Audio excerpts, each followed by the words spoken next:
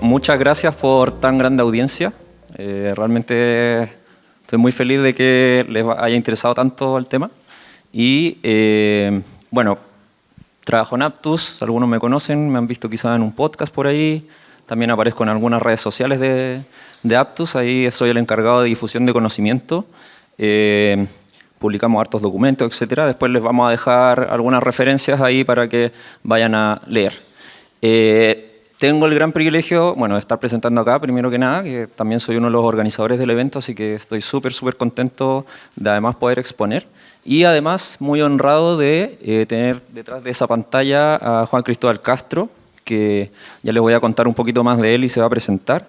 Pero él es profesor asociado de la Universidad de Birmingham y un tremendo investigador sobre teoría de la carga cognitiva y aprendizaje multimedia, ¿ya? Yo diría que uno de los expertos internacionales más importantes y es chileno, ¿ya?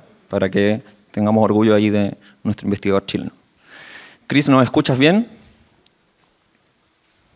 Gracias, Matías, por esta invitación. Gracias por el entusiasmo. Me considero que soy un chileno importante en la teoría de la carga cognitiva, pero no estoy a la altura de mis colegas internacionales. Muy bien, vamos a ver. Bien, empezamos. Yo voy a partir haciéndoles una introducción y viendo algunos conceptos, digamos, básicos de estas teorías para luego pasar con Chris Castro, que les va a explicar algunas cositas más en profundidad.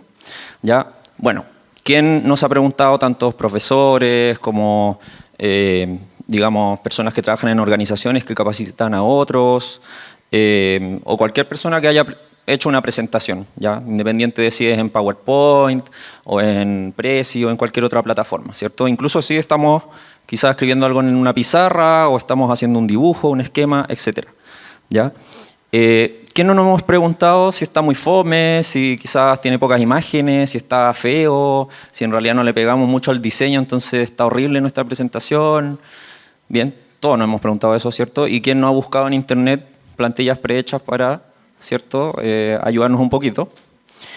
Bueno, la buena noticia es que creemos con Chris que estas dos teorías, la teoría de la carga cognitiva y el aprendizaje multimedia, nos puede alivianar bastante la carga, porque nos ayuda a ver las cosas con un poquito más de minimalismo, ¿ya? O sea, no es necesario que seamos expertos en diseño ni en arte para hacer buenas presentaciones y que sean efectivas para el aprendizaje, ¿ya? Aquí estamos hablando de aprendizaje a largo plazo y ese es nuestro foco principal. Entonces, un poquito cuál es la travesía que vamos a hacer. Entonces, lo que queremos que hagan después de esta presentación es que se vayan con un par de ideas, una o dos ideas, de cómo, ¿cierto?, planificar mejor sus clases y diseñar también sus presentaciones. Diseñar en el sentido de secuenciarlas, ¿cierto?, no en términos artísticos o de diseño gráfico, ¿ya? Y en ese sentido vamos a ir desde nuestras fuentes, ¿cierto?, un pequeño bagaje de qué son estas teorías. Luego, ¿cierto?, las expositoras internacionales, Natalie y Kate específicamente, hablaron un poquito de cómo funciona la memoria, entonces vamos a hacer una pequeña pausa ahí en detalle, en realidad no en detalle, una pequeña revisión. Y luego vamos a hablar de este concepto de la carga cognitiva y de la sobrecarga cognitiva, que hay una distinción ahí importante que tenemos que tener claras para esto. Y luego vamos a hablar de algo que se llama efectos de la carga cognitiva, que ahí Chris les va a explicar en detalle. Entonces, ¿de dónde viene la teoría de la carga cognitiva? ¿Cierto?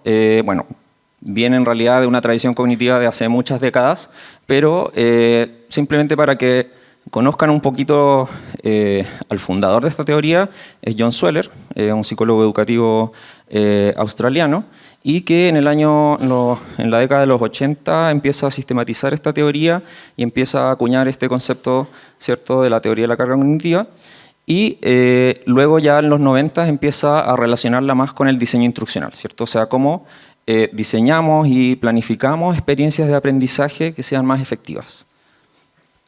Luego aparece este señor que se llama Richard Meyer y que se considera también el fundador de la teoría del aprendizaje multimedia, ¿ya? La cual se funda también sobre la base de varios principios de la teoría de la carga cognitiva. O sea, si ustedes leen cosas de ambos autores, hay cosas que son muy parecidas entre ellos, pero lo que hace Richard Meyer es que trata de profundizar mucho más en lo que se llama los multimedios, ¿cierto? O sea, presentar información tanto en formato verbal, ya sea oralmente, como en formato de palabras escritas y también en modo de imágenes, ¿ya? ¿Cuál es la combinación correcta? ¿Cuál es la combinación ideal para el aprendizaje? Y bueno, ¿dónde está Chris en todo esto? Bien, Chris fue alumno de doctorado de Paul Ers, que es uno de los primeros discípulos de John Sweller, ¿ya? Del fundador de la teoría de carga cognitiva. Entonces es como el nieto de John Sweller y además ha trabajado directamente con John Sweller, ¿ya? O sea, algunos de esos papers son escritos con John Sweller y con el mismo círculo de investigadores de ese grupo, ¿ya? Entonces, cuando decía que era importante, de verdad era importante. Ya, vamos a hacer una pequeña práctica de recuperación aquí solamente para que activen un poquito lo que vieron en las presentaciones de las expositoras internacionales. Y les voy a hacer 2 preguntas y quiero que escriban solo una idea en sus cuadernos sobre cada una de estas preguntas. Entonces, ¿qué es la memoria de trabajo y qué es la memoria a largo plazo? Les voy a dar 30 segundos. Bien. Entonces, solo para que hayan activado esos conocimientos previos, ahora vamos a hacer una pequeña revisión y que ustedes mismos vayan corrigiendo qué es lo que entendieron bien y lo que no entendieron tan bien quizás, y vamos a ir recuperando. Entonces, hablemos de un modelo bien simple, o sea, una descripción bastante simple de la arquitectura cognitiva, ¿cierto? De qué es lo que compone la memoria cuando estamos hablando de aprendizaje. Obviamente que en el aprendizaje hay muchos otros factores, funciones ejecutivas y muchas otras cosas que otros expositores han explicado más en profundidad, pero acá, en el fondo, para efectos de esta presentación, vamos a centrarnos en esto. ¿Ya? Entonces, podemos decir que bueno, este modelo se llama modelo modal y lo que describe es que tenemos en el fondo 3 módulos o 3 compartimientos o 3 partes de la memoria, por decirlo así, 3 espacios de la memoria, que va a ser la memoria sensorial, ¿cierto? Que es la que atrae, ¿cierto?, la percepción a través de los sentidos, y luego está la memoria de trabajo, con mediación de la atención, porque tenemos que poner atención en el entorno para que luego pueda pasar esa información a la memoria de trabajo. Y ahí la memoria de trabajo es la parte de la memoria que, ¿cierto?, procesa esta información en el tiempo presente, o sea, lo que estamos pensando en este momento puntual, ¿ya? Y la memoria a largo plazo, ¿cierto?, que tiene que ver con cómo los conocimientos o la información se puede mantener un poquito más a largo plazo o de forma más duradera, ¿ya? Y estas 2 memorias, la memoria de trabajo y la memoria a largo plazo, tienen interacciones constantemente, ¿ya? Entonces, si la memoria de trabajo trabaja redundantemente, trabaja la información nueva lo suficiente, va a ser más probable que pase a la memoria a largo plazo y sea más duradero, ¿ya? Y si eso se hizo bien, luego la memoria de trabajo puede hacer el esfuerzo, nosotros podemos hacer el esfuerzo, ¿cierto? Cuando hablaba de práctica de recuperación, Kate Jones hablaba de la importancia de darle tiempo a los estudiantes para que se esfuercen a recuperar esa información que ya estudiaron antes, ¿ya? Entonces, ahí recuperamos y traemos esa memoria esa información de la memoria a largo plazo a la memoria de trabajo y eso fortalece el recuerdo posterior, ¿ya? Y solo para recordar, entonces tenemos la memoria de trabajo que es muy limitada, ¿ya? ¿Cierto? Todos hemos tenido la experiencia de que quizás cuando estamos aprendiendo algo nuevo, sobre todo, como que no nos da la cabeza a veces, como, no sé, una clase en la universidad quizás con demasiado texto, demasiada información nueva, nos tendemos a cansar harto, ¿cierto? Y podemos pensar en esta memoria de trabajo con una analogía, ¿ya? Que tiene que ver con estos carritos del aeropuerto para llevar las maletas, ¿cierto? Entonces, generalmente podemos llevar una cantidad finita de maletas en uno de estos carritos y por mucho que los tratemos de acomodar, ¿cierto?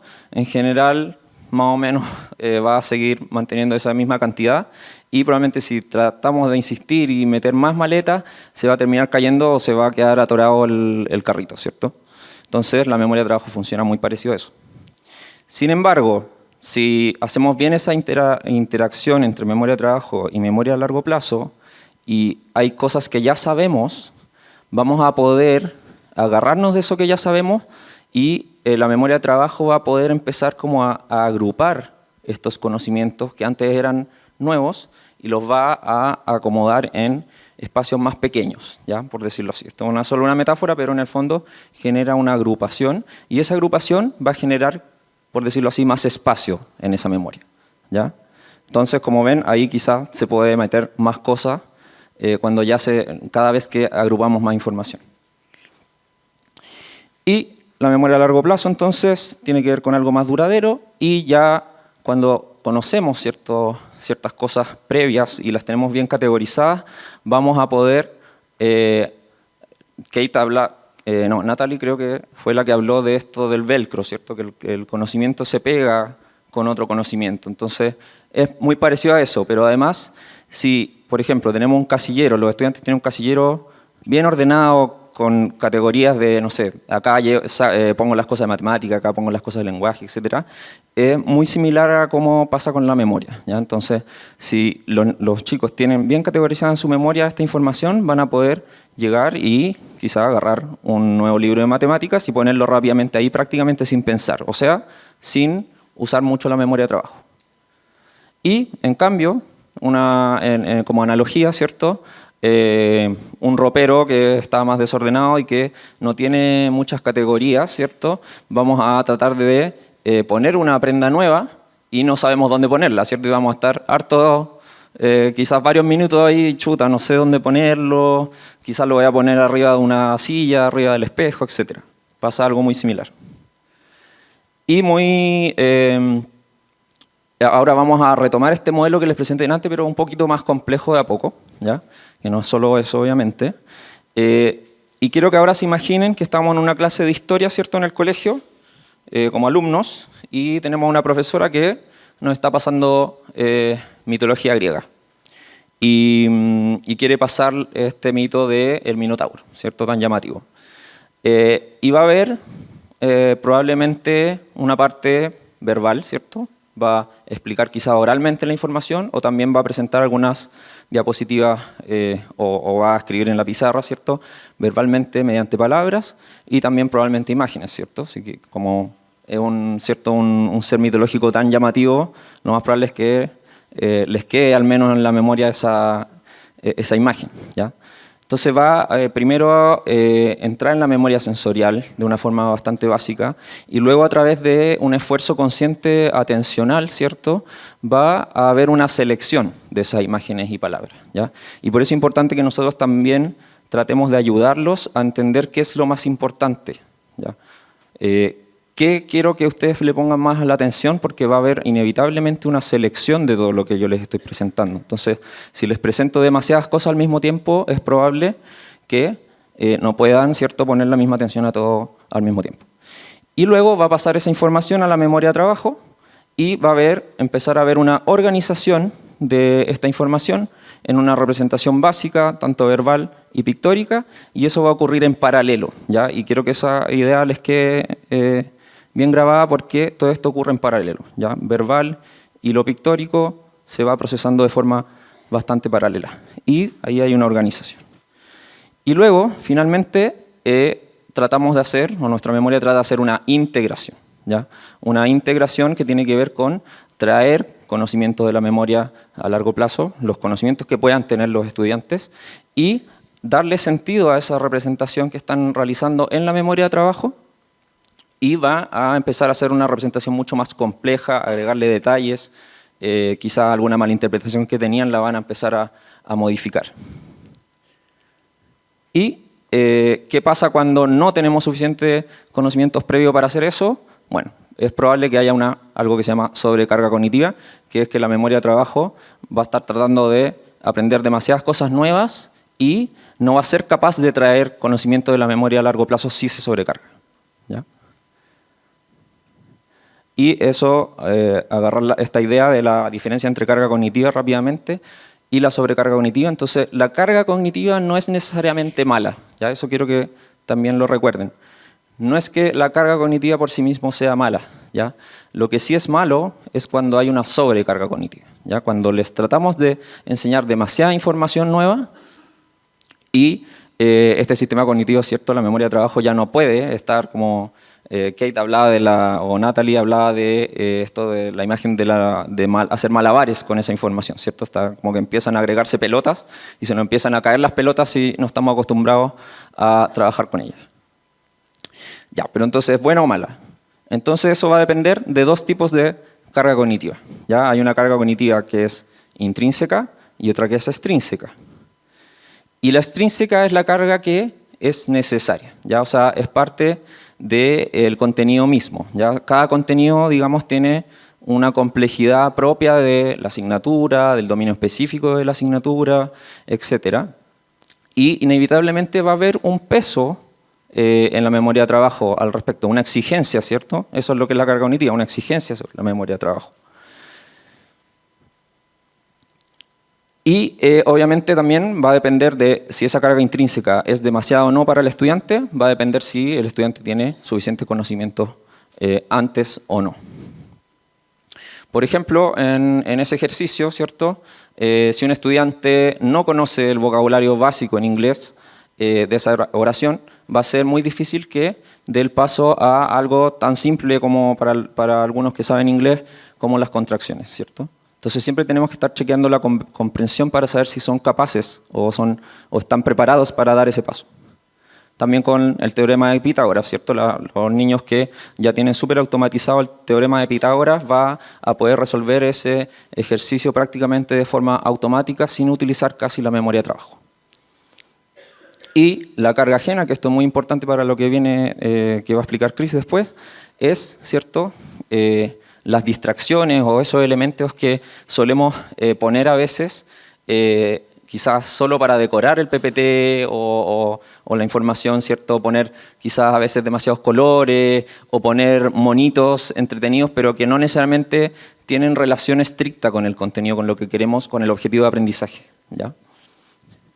Por ejemplo, ahí se le está enseñando geografía, ¿cierto? Y se pone un monito ahí simpático que dice damos la geografía. Puede llamar la atención, pero si ese contenido es complejo y es algo que recién están estudiando, es muy probable que distraiga más que aprendan. Quizás cuando ya aprendieron podríamos empezar a introducir estos elementos, pero sobre todo al comienzo no sería muy recomendable.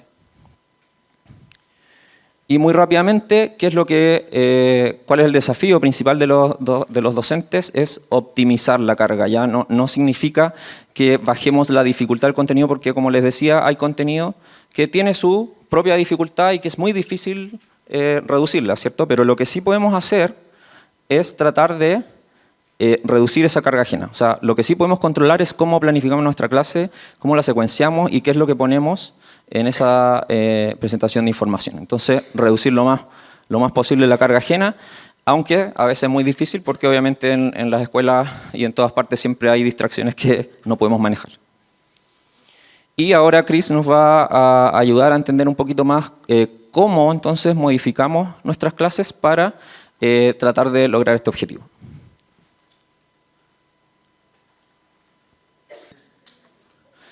Bueno, por mientras le cuento un poco esta idea de los efectos de la carga cognitiva. Tiene que ver con cómo el diseño de nuestras clases, ¿cierto?, va a generar un efecto, ¿ya? Por eso se llama efecto de la carga cognitiva. O sea, lo que hacemos nosotros va a generar un efecto en la cantidad de carga y en la posibilidad de que se genere una sobrecarga en la memoria de trabajo. Gracias por la invitación, Matías. Bueno, ya te había dicho, y gracias al público, soy entusiasta, qué bueno, ya avanzaron, ya pasaron la mitad del evento, así que bien. ¿Y cuánto tiempo me estás dando, Matías, para esto? Tienes unos 20 minutos. Ya, perfecto. Ya, entonces, como decía Matías, vamos a hablar de estos efectos, que es la palabra que se usa en psicología, pero en el fondo los podemos denominar también estrategias. Entonces vamos a partir con el primero, obviamente, que lo pusimos al principio porque este determina todos los otros. O sea, este es básico. Si este no se hace, todo lo que viene después en realidad no va a aplicar mucho, y la teoría de la carga cognitiva, que es esta teoría que nos estaba mostrando Matías, no aplica mucho en otras condiciones. Así que este es el primero, efecto de elementos interactuantes, porque este es básico para todos los demás. Después vamos a hablar un poco del efecto de la atención dividida, el efecto de la redundancia, ya Matías lo estuvo un poco adelantando, efecto de modalidad, efecto de señalización y efecto de información transitoria. Entonces vamos a partir con el primero, el efecto de elementos interactuantes, que como les dije, es básico para todos los demás. Entonces, Este hace que los otros 5 efectos se apliquen y dice que los otros 5 efectos van a aplicar solamente cuando el contenido, la tarea que se exija al alumno sea compleja. Y la teoría de la carga cognitiva hace esta diferencia entre cosas no complejas y cosas complejas. Entonces acá tenemos esta pequeña comparación. No complejo, pese a que parece muy complejo, sería aprenderse esto, por ejemplo, aprenderse las abreviaturas de los primeros 10 elementos de la tabla periódica. Entonces, aprenderse que el hidrógeno es H, que el berilio es Be, etcétera, etcétera. Incluso si hacemos que el alumno se aprenda los 118 elementos, y ya al final empezamos con cosas raras como empezar a utilizar 2 letras, ya no una o sea, perdón, 3, no una o dos, sino 3, y nombres un unoctio, cosas artificiales que incluso 118 elementos, este tipo de tarea, decirle al alumno que se lo aprenda de memoria, esto carga la memoria de largo plazo, pero en realidad la memoria de trabajo no se sobrecarga haciendo este tipo de tarea, porque yo perfectamente me puedo aprender o no aprender que el berilio es Be, y eso no me va a afectar cómo me va con el boro, ni con el carbono, ni con el nitrógeno.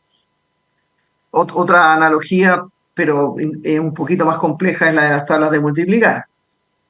Pero prefiero este ejemplo porque esto es más claro, que todos estos elementos están separados. O sea, que cada uno, cuando se está aprendiendo esto, está solamente procesando 2 elementos, hidrógeno y H, por ejemplo.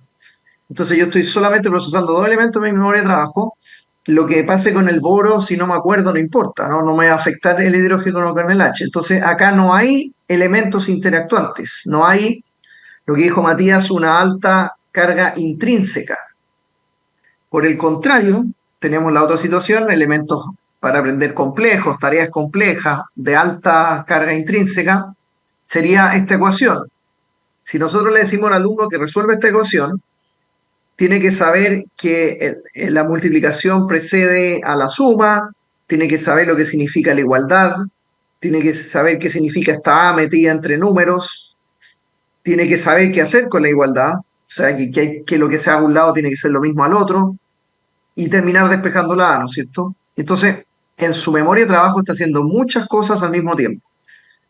Entonces se ven, si uno se pone a contar los, no sé, los signos que hay ahí, pueden ser 7, puede ser algo que se ve mucho menor que 118, pero acá lo que importa es cuánto está al mismo tiempo sucediendo en la memoria de trabajo. Entonces, cuando suceden muchas cosas al mismo tiempo en la memoria de trabajo, cuando la carga intrínseca es alta, todos los demás efectos, todas las demás estrategias que vamos a estar viendo ahora aplican.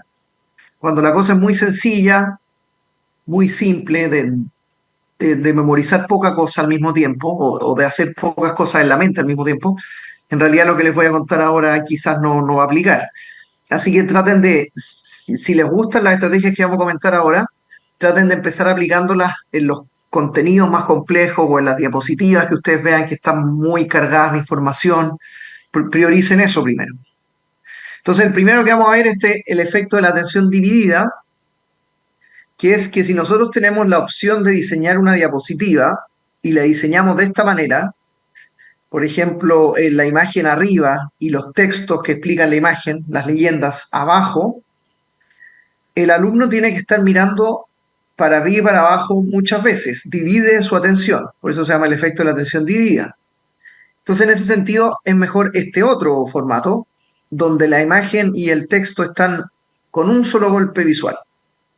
Entonces ahí no se pierde memoria de trabajo tratando de integrar estas cosas que están separadas. Típico ejemplo de esto, de cómo hacerlo mal, se daba antiguamente en los textos, sobre todo los textos que eran los más antiguos. Y quizás los muy jóvenes en la audiencia no van a entender este ejemplo, pero a mí me tocó aprender con textos que en la mitad del texto venía como, no sé, 5 páginas en papel cuché, y todo el resto del texto del libro era en papel roneo, blanco y negro. Entonces tú estabas leyendo la página 30 y te hacían irte a la página 150, que era el papel cuché. Eso es pésimo, es un total efecto de atención dividida, porque estás en la página 30, tienes que ir a la 150, volver a la 30, volver a la 150, para entender lo que está pasando. Algo así pasa acá, en este ejemplo que estoy mostrando acá. pero menos dramático, pero de todas maneras hay que evitarlo, hay que evitar que el alumno tenga que estar mirando a muchas partes para integrar la información. Entonces, si nosotros tenemos una imagen y tenemos un texto, o tenemos dos textos que hay que entenderlos juntos, que interactúan estos elementos, o tenemos dos imágenes que están interactuando, es mejor tenerlas juntas para que el alumno lo vea todo de inmediato. Una aplicación en la sala de clases sería que si ustedes están pasando algo en una diapositiva, estén cerca de la diapositiva para que el alumno los mire a ustedes y a la diapositiva al mismo tiempo. No que tenga que estar mirándolo a ustedes y a la diapositiva y mover la mirada, porque eso le va a gastar en la memoria de trabajo. Otra aplicación, obviamente, es esto que estoy mostrando. Si ustedes tienen el poder de diseñar su propia, el tiempo, la capacidad, lo que sea, de diseñar sus propias diapositivas, traten de hacerlo así, evitando leyendas y poniendo los textos en las imágenes. El efecto de la redundancia, un poco lo que dijo Matías, es no agregar adornos innecesarios o no repetir la información, porque un profesor podría, por ejemplo, hacer esto que estoy mostrando ahora en la pantalla, decir, ok, perfecto, estoy teniendo esta imagen con el texto integrado, estoy haciendo el efecto de la atención dividida, ok, bien, pero me da la impresión de que entre mis alumnos hay algunos que son textuales. Yo sé que tengo alumnos imaginísticos, visuales, que les gusta esto que está abajo, esta imagen con texto integrado, pero tengo alumnos que les gustan los textos, alumnos textuales. Ese profesor está un poco siendo contaminado en su práctica con esto que se llaman los estilos de aprendizaje, que hay alumnos textuales, que hay alumnos visuales, que hay alumnos auditivos, que hay alumnos kinestésicos. La verdad es que en psicología cognitiva, en la neurociencia, está bastante esto mal visto en el fondo, esto de los estilos de aprendizaje, tiene muy poco sustento científico, de evidencia científica. Entonces hoy en día no hay mucha gente que defienda y que tenga base para defender esto de los estilos de aprendizaje. Entonces acá simplemente no hay que pensar en que hay un alumno textual y un alumno imaginístico, sino que hay contenidos o tareas que necesitan del texto, por ejemplo, memorizarse un poema, la estructura de un poema, o la Constitución, no sé, un artículo de la Constitución, tú tienes que leer eso, tienes que tener un texto, ¿no? No puedes tener iconos del poema o del artículo, tienes que leerlo. Necesitas un texto, pero otras cosas funcionan mejor con imágenes o con imágenes móviles. Entonces no es el tipo de alumno, sino el tipo de tarea. Entonces, si nosotros aplicamos el efecto de la redundancia, hay que evitar esto que estoy mostrando ahora en la pantalla y hay que volver a lo que mostré antes, respetar el efecto de la atención dividida y solamente tener una imagen con el texto incrustado y no tener repetición de información pensando que existen estos diferentes alumnos que en realidad no existen. Así que no repitamos la información usando distintas representaciones, en este caso texto e imagen. Si creemos que el texto está repitiendo lo que está en la imagen, o si creemos que la imagen es un adorno a lo que viene al texto, saquémoslo. Evitemos en este mismo sentido también los adornos, la típica imagen extra, que el color, el sonido extra, el GIF, el típico GIF para entusiasmar a los alumnos. Yo creo que ahí la estrategia es, por ejemplo, hacer un pequeño test al principio, levantar las manos, no sé, para saber un poco cuánto saben los alumnos. Y si nos damos cuenta que saben poco, ahí preocuparnos mucho de este efecto de la redundancia y solamente mostrar lo esencial. Y después si podemos hacer otro test después, si nos damos cuenta que el alumno aprendió, ahí ya podemos empezar con lo que tú mostraste, Matías, la tierra sonriente, me encanta la geografía, el sol, si estamos hablando de la fotosíntesis, el sol sonriente, no sé, la tierra alrededor del sol, animaciones, GIF, sonido, aplauso, todo lo que se quiera, pero primero concentrémonos en lo fundamental que tiene que aprender el alumno, porque sobre todo si son muy jóvenes, no sé, me imagino que un niño que necesita aprender la estructura del cloroplasto, si le mostramos un sol sonriente, probablemente en la prueba él se acuerde del sol sonriente y no de la estructura del cloroplasto. Entonces, el efecto de la redundancia dice, Y recordemos que todo esto aplica en información compleja. Si la diapositiva, si el contenido para aprender es muy complejo, no agreguemos más información de la fundamental para aprender el concepto. Este otro efecto, el efecto de la modalidad, se puede ver también como una solución al problema de la atención dividida. Estoy mostrando ahí un ejemplo de atención dividida. Entonces, otra manera de evitar estas leyendas, que son texto abajo, lejos de la visualización, sería esto. Yo hablo la información y la información principal la muestro en el medio de la diapositiva, por ejemplo. Un poco lo que estamos haciendo ahora. Quizás yo estoy hablando mucho, pero estoy hablando y lo imprescindible está en la diapositiva. Y uso muy poco texto, un título, una cosa así, y el resto lo hago. Es mejor que el alumno entonces escuche a que no esté leyendo. O peor, y también sería redundante, que nosotros pongamos un texto muy largo en la diapositiva y lo empecemos a leer en voz alta, que también es como el típico problema que nosotros vemos en nuestros alumnos cuando están aprendiendo a usar PowerPoint o no alcanzaron a preparar bien la presentación en PowerPoint que les pedimos, se ponen a leer una diapositiva. Eso sería redundante también porque el alumno, el que ve esa diapositiva, tiene que leer lo que sale en la pantalla y además escuchar lo que está diciendo la persona que está leyendo la diapositiva. Entonces, este es el efecto de la modalidad. Es mejor hablar que no hacer que el alumno lea.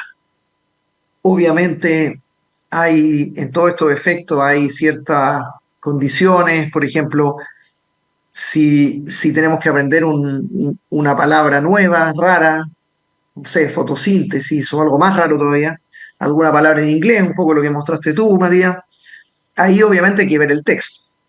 Si nosotros estamos aprendiendo de contracciones, tenemos que ver el texto y la contracción del texto. Pero en la mayoría de los casos es mejor esto, hablar y no hacer que el alumno lea.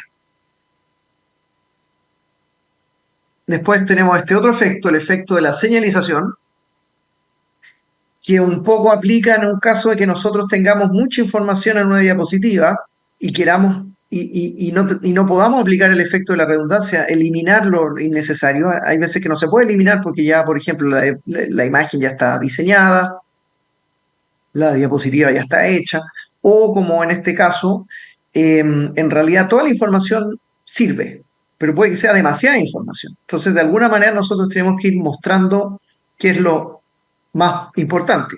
Y en ese sentido, podemos hacer esta señalización o flechas o con marcos, como está acá un pequeño cuadro rojo, métodos un poco más sofisticados como dejar todo el resto transparente, menos lo más importante, o dejar todo el resto difuminado, difuso, no bien nítido, borroso, y así, o a la antigua, no simplemente usted en la sala de clases con el dedo o con un apuntador láser o con el puntero a la antigua de madera, apuntan lo más importante de la diapositiva.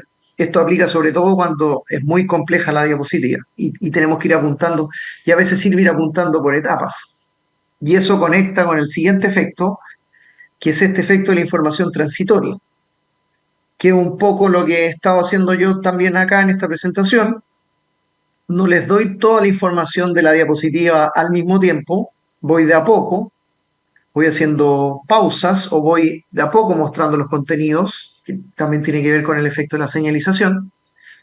Pero este tiene otra explicación en la teoría de la carga cognitiva que no la voy a dar acá.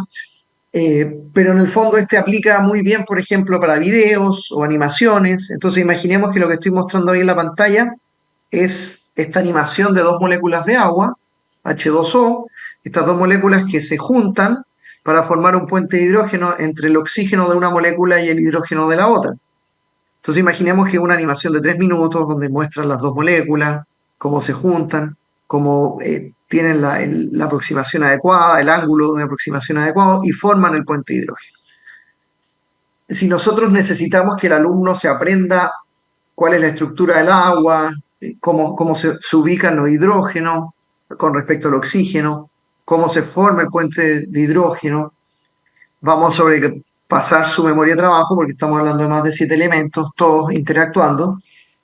Entonces, una animación además que va mostrando esto y se mueve, y sobre todo si le ponemos mucha cosa extra a la animación, como no sé, el vaso de agua donde está ocurriendo esto, y adornos para que la animación sea más interesante, pero complica mucho, esta animación de 3 minutos va a ser muy compleja para el alumno. Entonces, lo que tenemos que hacer es ponerle pausas a ese alumno. Por ejemplo, esta sería una opción, que la animación tenga un botón de pausa o un botón abajo de navegación donde se pueda retroceder o avanzar en la animación. Entonces, si el alumno hay una parte que no entiende, va a poder poner pausa y decir, a ver, retrocedamos un poquito. Ya, sí, ok, ahora sí entiendo lo que está pasando. No, todavía no entiendo, vuelvo a retroceder. Entonces, ese es un método para evitar esta información transitoria que es compleja, que recarga la memoria de trabajo. Pero este método, el de darle al alumno la posibilidad de que él haga las pausas en el momento que él estime conveniente, puede ser contraproducente, porque poner una pausa en medio de una frase, sobre todo una frase muy importante para el aprendizaje, puede ser peor que ver los 3 minutos de la animación sin que se corte una frase importante. Entonces, en realidad, esta solución, que es darle al alumno la posibilidad de que él haga pausas cuando él estime conveniente, aplica mejor para alumnos más avanzados. Para los alumnos más novatos, que es un poco lo que hemos estado haciendo en esta presentación. No estoy diciendo que ustedes sean novatos, pero sí son novatos, imagino un poco en la teoría de la carga cognitiva. Nosotros les dimos las pausas. O sea, yo fui mostrando las cosas de a poco, a mi ritmo. Entonces, en el fondo, es como este ejemplo que estoy mostrando a la Chris, derecha. disculpa, pero tenemos Imaginemos que cada uno... Chris, disculpa, pero tenemos que cerrar ahora. Nosotros va a estar disponible en la página web la presentación, entonces ahí espero que les sirva de material para estudiar este tema, ir ojalá sacando estrategias concretas y ojalá que si lo hacen, por favor escríbanos, ¿ya? Pregunten por mi correo o escriban a Aptus porque yo quiero saber quiénes aplican lo que estamos difundiendo, ¿ya? Pasa nomás, Chris. Y eso, hay varios documentos en la página de Aptus, ahí ese QR sí debería estar funcionando, ¿ya? Y ahí pueden descargar varios documentos, y si no está funcionando, buscan en Google el título y les va a aparecer, ¿ya? Y hay algunos bien prácticos. Entonces, eso, muchas gracias y espero saber de ustedes. Muchas gracias, Chris. Nos estamos viendo. Gracias a ustedes, gracias por el entusiasmo. Gracias, Matías. Gracias, Chris.